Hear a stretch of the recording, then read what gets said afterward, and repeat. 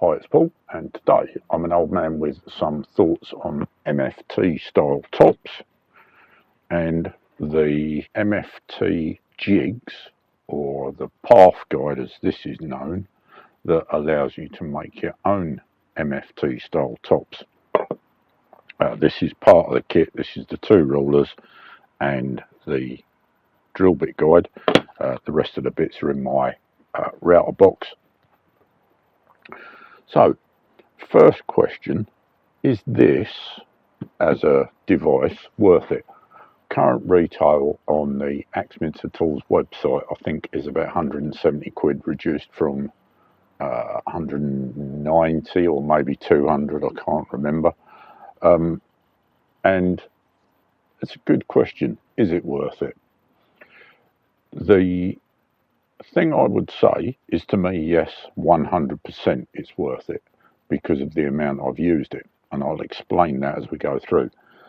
But what you would have to consider is, how often are you going to make an MFT top? If you're only going to make the one, then probably no, it's not worth it. You're better off looking on eBay or Etsy or any of the other providers and looking for someone that machines CNC MFT tops, because they're cheap enough. You can get one this kind of size for about £50-60. So that would say, if you only want the one, even if you want it made to measure, then you're better off having one made, because it's CNC, it cuts out the work and all the rest of it.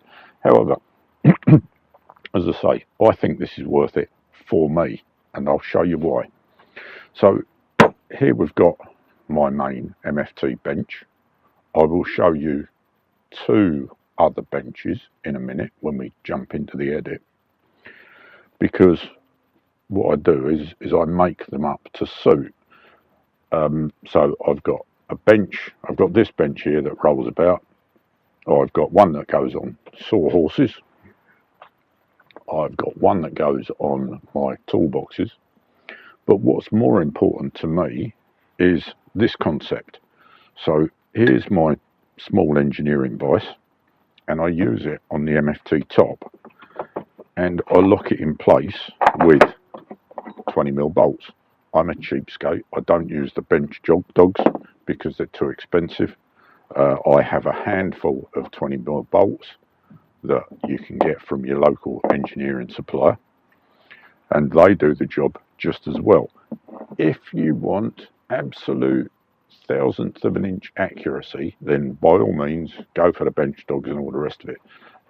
A lot of what I do is more rough and ready. Some of it's engineering, some of it's building and construction, and occasionally I do a little bit of furniture work. And if I wanted to do a bit of furniture work, I'd make a new MFT and I'd use my bench dogs, because I do have some. But for the rest of the time, if I want to secure down my engineering vise, what I do is I drop 4 bolts through it, and if I really want to secure it down, I stick the nuts on the underside as well, because I've got nuts for it. If I want to put my metal parts bender down, I drop the bolts through it, and I can put the nuts on the bottom if I need to put a bit of oomph into it.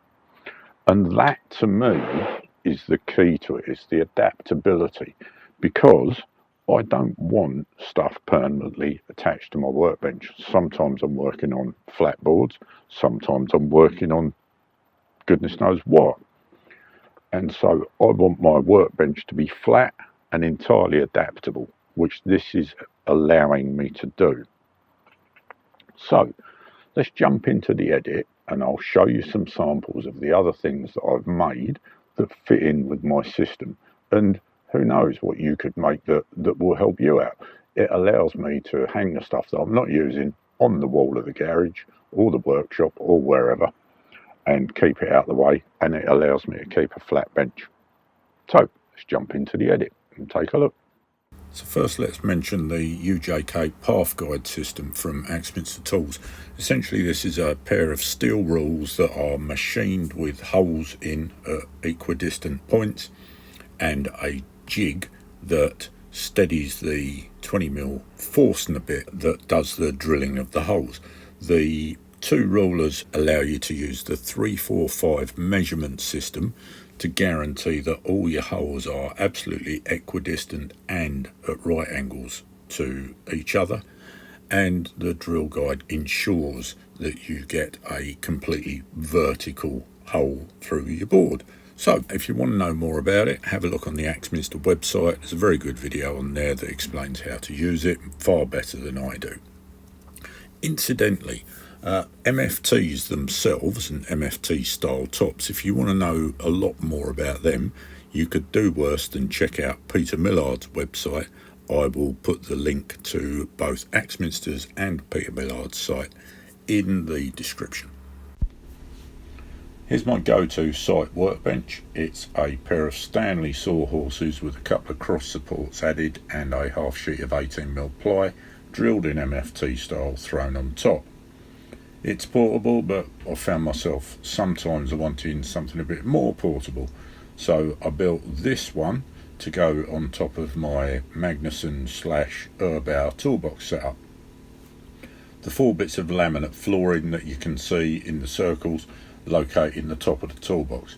I started with it held down by the standard clips on the box tops, but that didn't work very well, so I've now changed to using a ratchet strap. It's not the ultimate in stability, but it's better than trying to balance a board over your leg while you run a power saw through it. The board, not your leg, hopefully. We'll just jump back to the pick of the underside because the purists will be eye rolling at the tear out on the holes. I've mentioned this a couple of times, but stuff like workbenches to me are sacrificial items. They get slung about on job sites and in my van, and they get everything dumped on them. If that offends you, then you're going to stay offended, because I'll quote the words of the great philosopher Lauren Cooper, I ain't bothered. Let's move on. Having got my benches, I then started on making them more usable, which, as I said way back at the beginning, is what's key to me. I wanted the benches to remain flat and uncluttered, but I wanted to be able to secure all my stuff to them, and for me that's where the Parf guide came in. So what you can see now is everything I've built that fits onto the MFT bench. So I bolted my big Metabo compound saw to an MFT drilled panel so I can secure that down.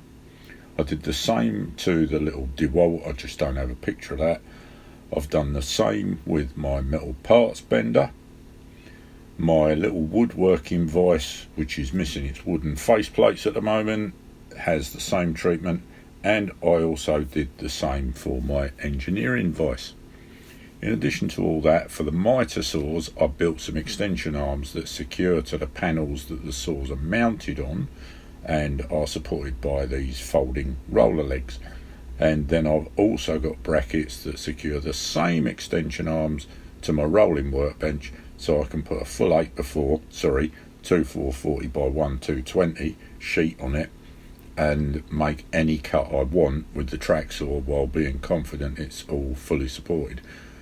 The same brackets also allow me to secure my router table to the workbench with the same method. I haven't got pictures of that, that's all at work at the moment, so sorry. Okay, so there you go. There's my thoughts on MFT style tops, what you can do with them, and the Parf guide. This is actually the Mark 1 Parf guide. I think I paid £120 for it. I should have mentioned that earlier on. The Mark 2 guide is better, but it's more expensive. When I bought this, you could still buy both. I don't know if you still can or not. But as I've said, for me, it's worthwhile because 3 or 4 times a year I use it, I make something new with it, I make a new adaptation for it, etc, etc, etc. So there you have it. Hope that's been of some use. If it has, great. Share it about amongst your friends or whatever. Do the like and subscribe thing if you wish. Thanks for watching, and I'll see you in the next one. Bye.